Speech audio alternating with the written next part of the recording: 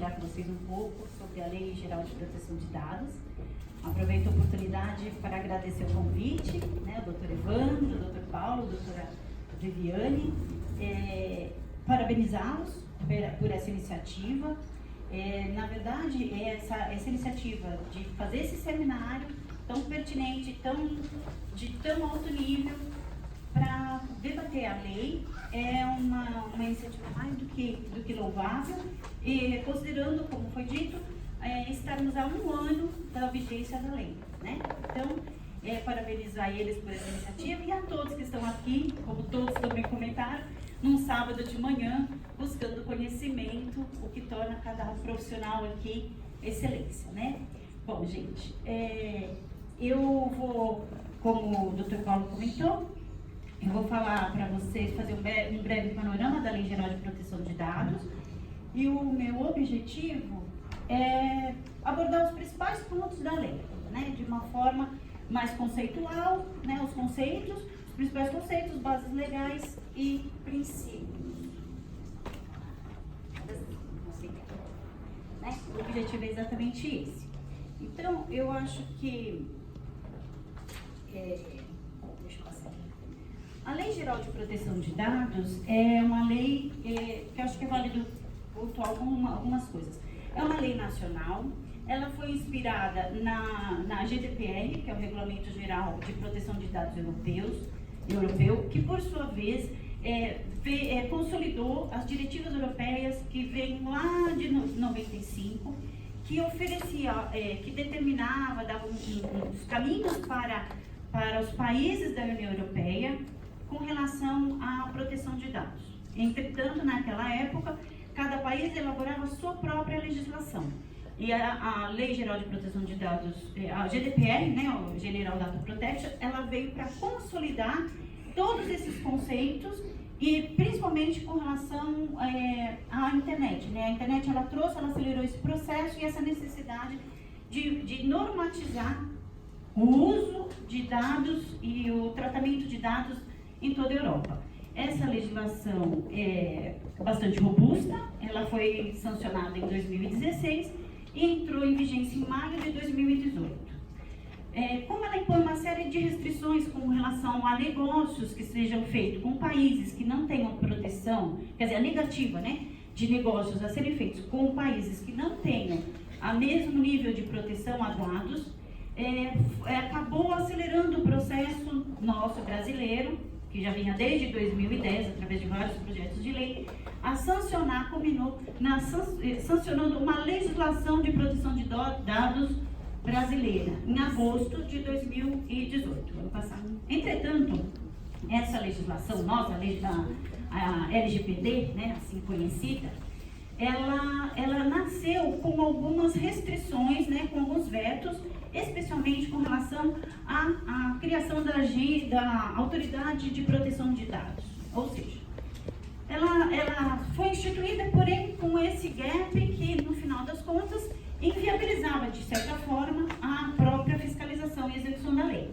Entretanto, isso tudo foi sanado no último dia de mandato do presidente Temer, com a edição da medida provisória 869, que criou a agência a autoridade, não é nem uma agência, é uma autoridade de proteção de dados.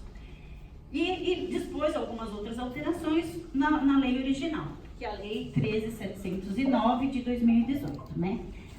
Essa medida provisória passou por todo o processo legislativo e foi convertida na lei 13.853 de 2019, agora em julho, criando a agência, alterando alguns pontos, mas criando propriamente a agência, a Autoridade Nacional de Proteção de Dados. E isso significa o quê? A lei foi, desde o início do ano passado, ela teve uma vacância de 2 anos, 24 meses, e entrará em vigor em agosto de 2020. Bom, acho importante pontuarmos que a lei é uma lei que vem muito mais do que disciplinar uma nova conduta, ela traz, na verdade, uma mudança de paradigma com relação ao uso de dados, tratamento de dados, e essa mudança de paradigma ela afeta todos os níveis da sociedade, né? Então, ela afeta não só os cidadãos, como as empresas que tratam dados. Então, ela, propriamente, ela visa, né? Ela chega para proteger os direitos fundamentais de liberdade e privacidade, o livre desenvolvimento da personalidade, dignidade, exercício da cidadania, a inviolabilidade da intimidade, honra e da imagem, a liberdade de expressão, informação e comunicação, mas ela traz também um incentivo ao desenvolvimento econômico, tecnológico e inovação. A livre iniciativa favorece a livre concorrência e a defesa do consumidor. Por quê? Inicialmente, nós tratávamos dados de diversas formas, principalmente com a vinda da internet, de uma forma sem critério, efetivamente. E a lei, ela veio não proibir o tratamento de dados, mas discipliná-lo de tal maneira que favoreça a economia de dados e que o país venha a prosperar a partir de então, trazendo mais segurança jurídica para todos os negócios. Os pontos relevantes da lei, né, ao meu ver, são que ela alcança todas as atividades do cotidiano empresarial. Então, do consultório médico, da padaria, a grande multinacional, a empresa de tecnologia e a empresa que o seu cliente final é uma outra empresa. Por quê? Quando a gente fala em tratamento de dados ou proteção de dados, todo mundo imagina inicialmente que, mas o meu cliente final não é o consumidor. Sim, mas você tem toda uma estrutura organizacional que é pautada em dados. Então, os dados de todos os seus colaboradores, ou ainda os dados de algum programa de incentivo, ou um programa filantrópico. Ou seja, toda e qualquer empresa trata dados, seja internamente ou externamente. Tem os seus fornecedores, terceiros, prestadores de serviços, e ainda, né, muitas delas, o próprio consumidor final. Então, no caso, ela alcança todas as atividades do cotidiano empresarial, ela atinge dados online e offline, ela possui uma aplicabilidade extraterritorial, ou seja, pouco importa se o servidor que trata os dados está fora do país, se os dados forem tratados de brasileiros em território nacional, ela é aplicável. Ela determina o cumprimento por terceiros, no caso, ela traz a figura da corresponsabilidade de todo e qualquer parceiro de estar compliance com a lei. Ou seja, ela traz essa corresponsabilidade, seja exigindo, na verdade, o quê? Esse compliance entre fornecedor e terceiros. Fornecedor, empresa, terceiros, funcionários. Ela cria novos direitos aos titulares dos dados. E muitos novos direitos, como na época do Código do Consumidor, né, ela elenca amplamente novos direitos aos titulares dos dados, que mais adiante eu vou detalhar um pouquinho. Ela exige o Privacy by Design para todos os novos produtos e serviços. Essa é uma ação que justifica que todo e qualquer produto ou serviço nasça, né, desde o início com conceitos de privacidade. O acesso em relatórios de impacto, então, ela coloca a necessidade de um inventário, de que seja feito um inventário dos dados que há dentro da empresa, seja internamente, né, dos seus funcionários, todo o trânsito, na verdade, de dados, e tudo isso tem que ser documentado. E mais do que isso, esse relatório de impacto até onde a lei vai afetar ou pôr em risco os titulares dos dados. Ela define a figura do controlador e do operador, que são os agentes de dados. O controlador ela define como o empresário, né? Na verdade, o proprietário da empresa, e o operador, aquele terceiro que executa a seu mando uma ação. Na verdade, pode haver empresas que sejam controladores e operadores, mas muitas empresas contratam empresas de tecnologia, por exemplo, para executar a seu mando uma análise de dados ou um serviço que envolva dados.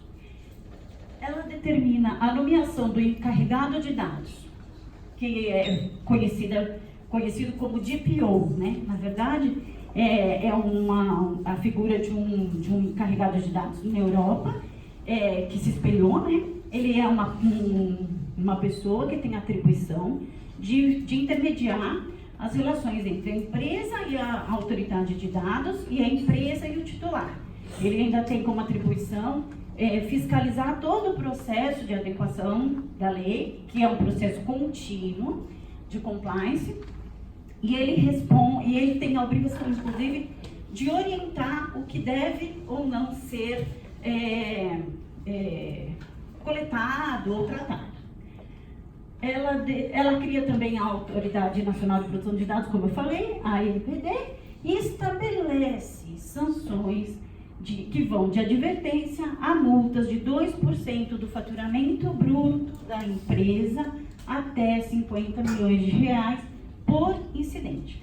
Então, ela chega com umas sanções, né, claro, elas variam de acordo também com o que a empresa tem feito a respeito, né, com relação aos dados, quais as preocupações com que ela está lidando com isso, porém as sanções são bastante pesadas também.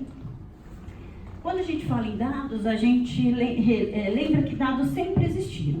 Então, assim, nós sempre tivemos os nossos dados coletados ou fornecidos.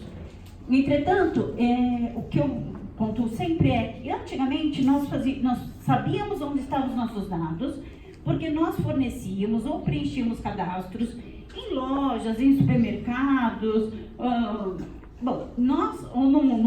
para entrar num determinado estabelecimento ou para participar de uma promoção. Então, de alguma forma, nós fornecíamos os dados e sabíamos para quê. O que aconteceu? Com a internet, com a velocidade, né? A internet favoreceu o uso indiscriminado dos dados. Por quê? Pela velocidade com que trata os dados e com a velocidade que qualquer ação via tecnologia promove uma série de dados. E aí, nesse caso específico, que é o caso, vamos dizer, todos nós estamos sujeitos, nós não temos hoje mais esse controle dos nossos dados. Por quê? Você baixa um aplicativo, nos termos de uso, que praticamente ninguém lê, eles invadem toda a nossa privacidade, porque eles colocam como regra todas as possibilidades que eles entendem necessárias ou justificáveis de coletar nossos dados. Então, lá está escrito o quanto eles podem compartilhar, com quem, como, e isso pode chegar ao cúmulo, por exemplo, como antes, até eu nem me certifiquei agora, mas logo que surgiu o aplicativo do metrô, que seria um aplicativo para uma finalidade pública, né, que seria para saber exatamente como estão as estações e tudo mais, uma colega minha comentou que não baixou o aplicativo, ficou sem o serviço, porque ao baixar o aplicativo ela teria que conceder o acesso a toda a sua fototeca. Ou seja, aí entra os princípios, que mais à frente que eu vou comentar, que não há essa finalidade. Se o serviço é público para saber com relação aos horários e tudo mais, para que eu tenho que permitir que eles entrem dentro, invadam o meu celular, a minha intimidade? Quer dizer, não tem sentido para o fornecimento do serviço. Entretanto, caso não seja concedido, o aplicativo não poderia ser baixado. Então eu digo, hoje os nossos dados estão em todos os lugares, online e offline. A lei trata realmente de todos os dados pessoais, isso é importante falar. Então, fica fora, né, da lei os dados empresariais ou de qualquer outra natureza. Então, ela disciplina o uso e tratamento de dados pessoais de qualquer natureza. Então, aquelas fichinhas médicas, elas devem ser cadastradas, elas devem seguir um ciclo de proteção do dado, inclusive da coleta até o descarte. Dado pessoal, efetivamente, é qualquer informação que possa identificar uma pessoa, direta ou indiretamente, por meio físico ou digital. Que seriam os dados cadastrais, data de nascimento, GPS, geolocalização, hábitos de consumo, né? Que isso a gente sabe como é mapeado o tempo todo. Todo mundo recebe os bannerzinhos, bastou consultar uma viagem e essa viagem ela volta com milhões de promoções instantaneamente na sua máquina, os aplicativos e os currículos, entre outros, né? O dado pessoal ele é subdividido em dados sensíveis, que são os dados sobre origem racial ou étnica, convicção religiosa, opinião política, dado referente à saúde e vida sexual, dado genérico biomédico, quando vinculado a uma pessoa natural. E esse dado, ele merece um tratamento diferenciado, muito mais protetivo, porque ele pode, num caso de vazamento ou má utilização, ele pode gerar um ato de discriminatório, por exemplo. Voltando um pouquinho, falando ainda de dado, a lei ela menciona a questão do dado anonimizado, que são os dados anonimizados são os dados que, através da tecnologia, não se identifica a pessoa. Esses dados anonimizados, eles estão excetuados com relação às regras de tratamento que a lei coloca. E existem os dados ainda pseudo-anonimizados, ou seja, é um dado que a empresa recebe, um dado completo, e onde ela separa parte desse dado de conhecimento geral e parte desse dado, que seriam os dados que identifica a pessoa, é guardado separadamente com outro tipo de tratamento. Bom, e tratamento de dados, então, o que significa? Tratamento de dados para a lei é toda operação realizada com dados pessoais. Eu brinco que bastou ter contato com um dado pessoal, você já se torna responsável por ele. Ou seja, a coleta, a produção, recepção, classificação, utilização, ou seja, a lei ela nomeia todos os atos realizados com um dado pessoal e o considera tratamento. Portanto, deverá ser obedecida esse tratamento ele tem que obedecer às 10 hipóteses legais que a lei coloca para o tratamento. Então, nesse momento, é importante ressaltar que a Lei Geral de Proteção de Dados, ela não veio para restringir o uso da tecnologia nem do uso do dado. Ela veio para ampliar, na verdade, esse próprio tratamento e trazer segurança jurídica para tanto. À medida em que ela coloca 10 hipóteses legais para o tratamento, ela elenca todas as formas que podem ser tratados dados pessoais para fins comerciais ou de serviços ou de oferta de serviços e produtos. E dentre essas 10 hipóteses está o consentimento. Na verdade, o que acontece? Hoje a gente fala em LGPD, o pessoal diretamente já elenca a questão do consentimento, mas como eu vou obter, mas para que operação? Na verdade, a nossa sugestão é, como ela elenca a hipótese de tratamento de dados sem consentimento, para proteção de crédito, para a tutela da saúde, para o exercício regular dos direitos em processo judicial, para estudos por órgãos de pesquisa, quer dizer, ela já elenca essas 9 hipóteses. Então, se a empresa, para tratar o dado, ela não conseguir se enquadrar em nenhuma das 9 hipóteses, ela pode chegar e utilizar o consentimento direto ao consumidor para que ela esteja resguardada com relação aos princípios, às hipóteses e esteja adequada com a lei. Entretanto, essas hipóteses elas devem respeitar os 10 princípios para o tratamento.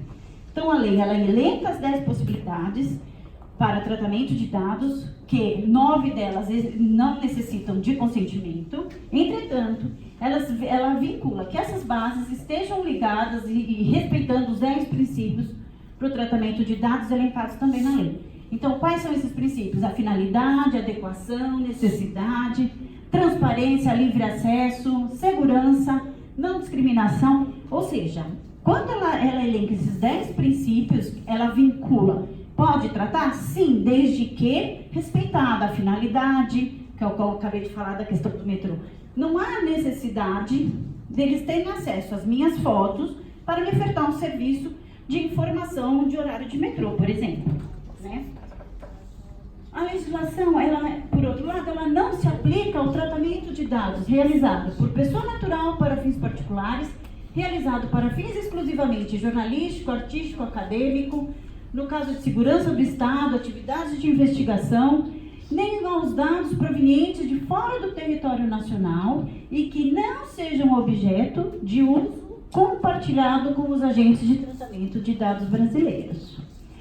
Direitos dos titulares, que eu falei que é uma gama ampliada de direitos. Dentre os direitos, que mais a seguir a doutora Sandra vai detalhar para vocês, está a portabilidade dos dados, como hoje acontece com o mercado de telecomunicações, a exigência de eliminação dos seus próprios dados, o acesso aos seus dados, a confirmação de que a tal empresa está tratando ou não os seus dados, eliminação dos dados, revogação do consentimento, por exemplo.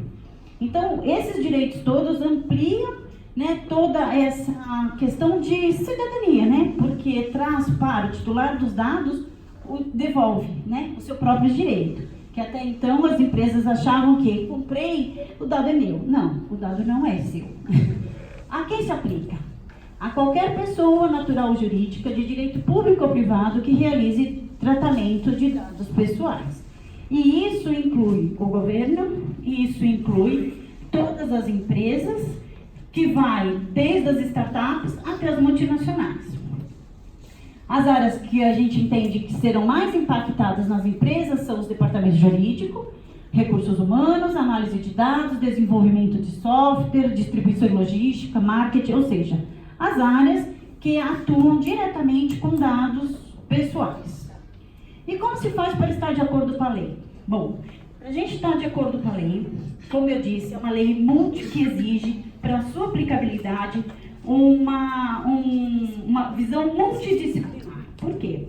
A lei, ela traz claramente que a sua aplicação ela deve ser feita por uma consultoria especializada ou ainda revista por essa consultoria, porque ela envolve 4 áreas distintas: pessoas, jurídico, área de processos e área de tecnologia. Ou seja, a tecnologia tem que mudar a arquitetura de captação de dados e tudo mais. A parte de processos tem que ditar como isso vai ser feito. A parte jurídica tem que adequar todos os contratos, NDAs, termos de privacidade, boas práticas. E a área de pessoas, que ao meu ver é a área fundamental, é a área mais sensível e mais frágil na aplicação da lei. Porque essas 3 demais áreas temos a possibilidade de implementar através de metodologias, através de análise jurídica, técnica. A parte mais frágil são as pessoas, que precisam ser sensibilizadas para que elas peguem para si, né, como assisti uma outra palestra, que elas se tornem os guardiões dos dados dentro da própria empresa e contribuam para a transformação digital, que é inevitável no momento que vivemos hoje na nossa sociedade. Ou seja, as empresas precisam preparar os seus funcionários para estarem de acordo com a lei, informando a eles o que significa tudo isso, quais as suas responsabilidades com relação aos próprios dados. O que antes a gente via era, eu fiz, mas a empresa que resolva. Não, não é mais assim. Então, cada qual vai ter que ser responsável, desde que ciente e treinado, com relação ao uso devido ou indevido, com relação aos dados que circulam pela empresa. Então, essa questão da conscientização também é muito debatida na própria legislação, com relação à necessidade de preparar essa nova sociedade, um aculturamento efetivamente. E como se faz também tudo isso? Protegendo todo o ciclo do dado, da coleta ao descarte e aplicando segurança, boas práticas e governança, que também a nossa colega Sandra vai detalhar um pouco mais da importância e detalhar exatamente o que significa cada parte dessa. Quer dizer, eu tenho que estar compliance. E toda a sanção que eu comentei anteriormente, ela está vinculada a essas ações. Quer dizer, boas práticas também são necessárias, mas não basta. Tem que haver uma governança de dados efetiva, de forma sistematizada e registrada, para que se tenha como comprovar o que está sendo feito de acordo com a lei. No caso, eventualmente, de um vazamento, por exemplo. E a vigência, né, que é o que a gente acabou de falar, a importância de se estar atento, porque é um trabalho exaustivo, que envolve, como a gente falou agora, 4 áreas muito importantes. E tanto o poder público, as empresas privadas, elas terão que se adequar à nova lei a partir de agosto de 2020. E isso não se negocia, ou seja, a lei está aí, tem que ser cumprida. A partir de agosto de 2020, a a Autoridade Nacional de Proteção de Dados vai agir de acordo, solicitando relatórios e tudo mais, de acordo com a efetividade da aplicação da lei. Obrigada a todos, né? E eu espero ter contribuído e até mais.